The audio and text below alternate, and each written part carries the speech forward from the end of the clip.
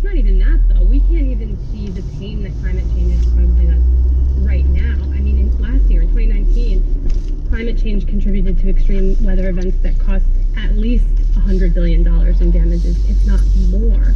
And scientists estimate that by 2050, if we don't drastically reduce our emissions, the cumulative damages from climate change may reach $8 trillion a year.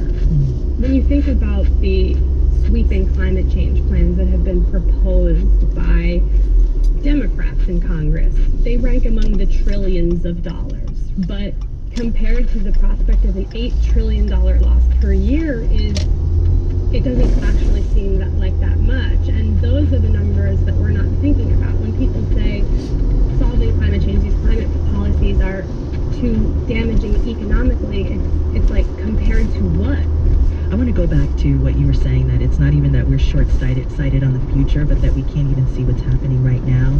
I mean, back to that whole thing about our world healing at the start of the pandemic. People did mobilize as individuals, even before the government did. We stopped eating out, we started wearing masks. But now, 6 months in, has seeing people respond to the pandemic shaped your view or changed your view on the kind of impact that individual choices have on climate? Oh my God, so much.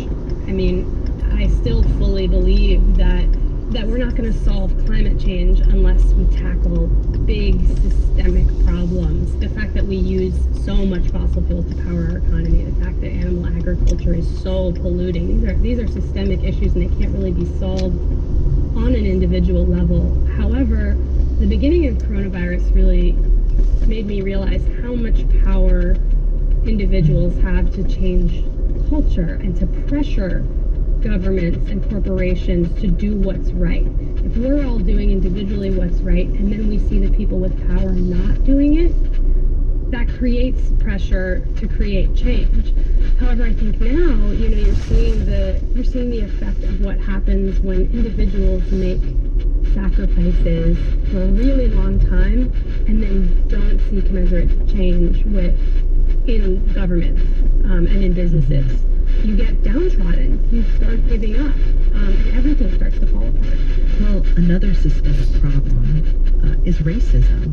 I mean, we see the parallels between climate change and this pandemic and how it's disproportionately impacted Black, Brown, and poorer communities. I mean, climate change is basically doing the same thing. So how does that shape our country's response to both of these crises? Yeah, it just means that the people most affected by both of these big problems, they're the ones that have the most to lose. Black and brown communities, because of systemic racism, those are the people that are most affected by climate change, and then they're dealing with the pandemic. That affects everything, just because those people are dealing with a lot, and they cannot adequately advocate for themselves. I think something that the pandemic has taught us all is that when you are going through so much pain and struggling, it gets hard for you to do your job, to take care of your kids, and then the last thing is to advocate for yourself.